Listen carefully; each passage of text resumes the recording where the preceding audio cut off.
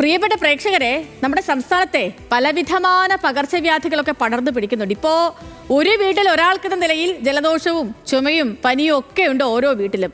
ആരോഗ്യ കാര്യങ്ങളിൽ കൂടുതൽ ജാഗ്രത പാലിക്കേണ്ട ഒരു സമയം കൂടിയാണ് ഇതെന്ന് സാരം. അപ്പോൾ ഇതിൻ്റെ കൂട്ടത്തിലാണ് ജപ്പാൻ മസ്തിഷ്ക ജ്വരവും പലയിടങ്ങളിലും റിപ്പോർട്ട് ചെയ്തുകൊണ്ടിരിക്കുന്നത്. പ്രത്യേകിച്ച് കോഴിക്കോട്, മലപ്പുറം ജില്ലകളിലൊക്കെ രോഗം സ്ഥിരീകരിക്കുന്നുണ്ട്. നമുക്ക് വിശദമായി പരിശോധിക്കാം, പകർച്ചവ്യാധിയെ പ്രതിരോധിക്കാം.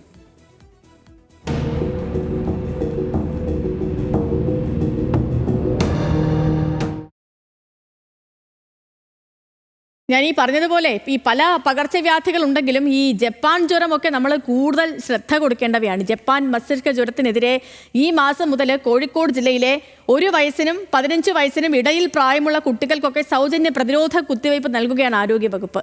ജില്ലയിലെ സ്കൂളുകൾ, അങ്കണവാടികൾ, ആരോഗ്യ കേന്ദ്രങ്ങൾ എന്നിവയൊക്കെ വഴിയാണ് ഈ കുത്തിവയ്പ് നൽകുന്നത്. എല്ലാ രക്ഷിതാക്കളും കുട്ടികൾക്ക് വാക്സിൻ നൽകുന്നുണ്ടെന്ന് ഉറപ്പുവരുത്തണമെന്ന് DMO അറിയിച്ചിട്ടുണ്ട്. നമുക്ക് എന്താണ് ഈ ജപ്പാൻ മസ്തിഷ്ക ജ്വരം എന്ന് കാര്യമായിട്ടൊന്ന് പരിശോധിക്കാം. എന്താണ് ജപ്പാൻ മസ്തിഷ്ക ജ്വരം എന്ന് ചോദിച്ചാൽ വളരെ സിമ്പിളായിട്ട് പറയാൻ പറ്റുന്ന ഒരു കാര്യം, കൊതുകുകൾ വഴി പകരുകയും അതേപോലെ തന്നെ തലച്ചോറിനെ ബാധിക്കുന്നതുമായ ഒരു ഗുരുതര വൈറസ് രോഗമാണ് ജപ്പാൻ മസ്തിഷ്ക ജ്വരം. പ്രധാനമായിട്ടും ഈ രോഗം, ജപ്പാൻ മസ്തിഷ്ക ജ്വരം ബാധിക്കുന്നത് കുട്ടികളെയാണ്. കൊച്ചുങ്ങളെ ബാധിക്കുന്ന കൂടുതലായിട്ടും കുട്ടികളെ ബാധിക്കുന്ന അസുഖമാണ് ജപ്പാൻ മസ്തിഷ്ക ജ്വരം. ഇതിന് ഫലപ്രദമായ ഒരു ചികിത്സ ലഭ്യമല്ല എന്നുള്ളതാണ് പ്രതിരോധത്തിന് വെല്ലുവിളിയാകുന്നത്. അതുകൊണ്ട് തന്നെ പ്രതിരോധത്തിന് വലിയ പ്രാധാന്യം കൊടുക്കേണ്ടതുണ്ട്. ഫലപ്രദമായ ചികിത്സ ലഭ്യമല്ല എന്നതുകൊണ്ട്.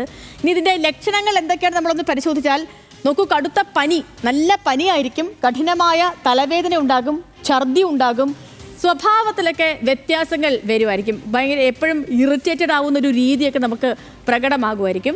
മറ്റ് ലക്ഷണങ്ങൾ, അപസ്മാര ലക്ഷണങ്ങളൊക്കെ കുട്ടികളിൽ ഉണ്ടാകാൻ സാധ്യതയുണ്ട്. അവയവങ്ങൾക്കുണ്ടാകുന്ന തളർച്ച, അബോധാവസ്ഥയൊക്കെയും ഈ ലക്ഷണങ്ങളിൽ പ്രധാനപ്പെട്ടതാണ്. എങ്ങനെയാണ് ഈ രോഗം വരുന്നത്, രോഗം പടരുന്നത് എങ്ങനെയാണ്, മനുഷ്യരിലേക്ക് പടരുന്നത് എങ്ങനെയാണെന്ന് ചോദിച്ചാൽ പ്രധാനമായിട്ടും മലിനജലത്തിൽ മുട്ടയിട്ട് വളരുന്ന ക്യുലെക്സ് കൊതുകുകൾ വഴിയാണ് ഈ രോഗം മനുഷ്യരിലേക്ക് എത്തുന്നത്.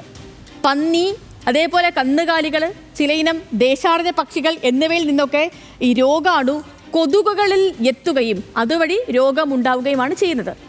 രോഗം ബാധിച്ച 100 പേരിൽ, ഇതാണ് ഏറ്റവും ഗുരുതരം എന്ന് വെച്ചാൽ, ഈ രോഗം ബാധിച്ച 100 പേരിൽ 30 പേരും മരണപ്പെടുന്നു എന്നുള്ളതാണ് ഈ അസുഖത്തെ കൂടുതൽ ജാഗ്രതയോടുകൂടി നമ്മൾ കരുതലോടുകൂടി കാരണം എന്ന് പറയാനുള്ള കാരണം. 30% പേർക്ക് ജീവിതകാലം മുഴുവൻ വൈകല്യങ്ങളുമായി ജീവിക്കേണ്ടിയും വരുന്നുണ്ട്. പ്രതിരോധ മാർഗങ്ങൾ എന്തൊക്കെയാണെന്ന് പരിശോധിച്ചാൽ, ഒന്ന്, ഏറ്റവും പ്രധാനം എന്ന് വെച്ചാൽ കൊതുകുകടി ഏൽക്കാതിരിക്കാനുള്ള കൊതുകു വലകളും ലേപനങ്ങളും ഒക്കെ ഉപയോഗിക്കുക എന്നുള്ളതാണ് ഇതിൽ ഏറ്റവും പ്രധാനം. വീടിൻ്റെ പരിസരത്ത് വെള്ളം കെട്ടി നിൽക്കാൻ അനുവദിക്കാതെ ഇരിക്കുക, അതായത് കൊതുക് വളരുന്ന സാഹചര്യത്തെ പൂർണ്ണമായും ഒഴിവാക്കുക എന്നുള്ളതാണ് നമുക്ക് ചെയ്യാൻ പറ്റുന്ന ഏറ്റവും വലിയ കാര്യം.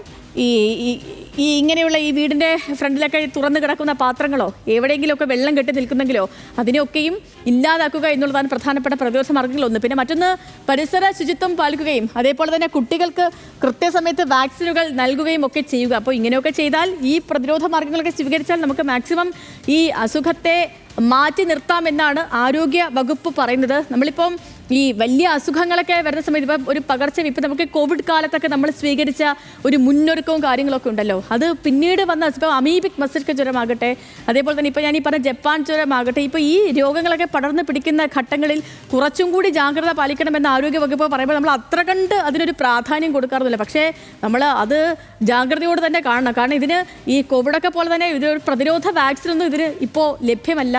മാത്രമല്ല, ഈ രോഗം ബാധിച്ചാൽ അതിൽ 30% പേര് മരണപ്പെടുന്നു. ഇതൊക്കെ ഗുരുതരമായ സാഹചര്യം. അപ്പോൾ ചെറിയ പനിയും കാര്യങ്ങളൊക്കെ വന്നാൽ വെറുതെ വെച്ചുകൊണ്ടിരിക്കേണ്ട, കാലാവസ്ഥയിലാണെന്നൊന്നും വിചാരിക്കരുത്. ആശുപത്രിയിൽ പോവുക, കൃത്യമായി മെഡിസിൻ സ്വീകരിക്കുക. അതേപോലെ തന്നെ ഇപ്പോൾ നമ്മൾ ഈ പറഞ്ഞ പോലെ പ്രതിരോധ മാർഗ്ഗങ്ങളൊക്കെ സ്വീകരിക്കുക. വീടിന് ചുറ്റും പരിസരമൊക്കെ വൃത്തിയാക്കി. മഴക്കാലവും മഞ്ഞുകാലവും ഒക്കെയാണ്. അതായത് പണ്ടത്തെ പോലത്തെ ഒരു സ്ഥായിയായ ഒരു ക്ലൈമറ്റൊന്നുമല്ല. ക്ലൈമറ്റൊക്കെ ഭയങ്കരമായിട്ടും മാറിയിട്ടുണ്ട്. അതിപ്പോൾ ഞാൻ പറയാതെ തന്നെ നിങ്ങൾക്ക് അറിയാവുന്ന കാര്യമാണ്. അപ്പോൾ അതുകൊണ്ട് കൊതുകുകൾക്കൊന്നും വളരാൻ ഉള്ളൊരു സാഹചര്യം നമ്മളായിട്ട് ഒരുക്കണ്ട എന്ന് സാരം. അപ്പോൾ ആരും ആശങ്കപ്പെടേണ്ട, ജാഗ്രത മതി, അല്ലേ?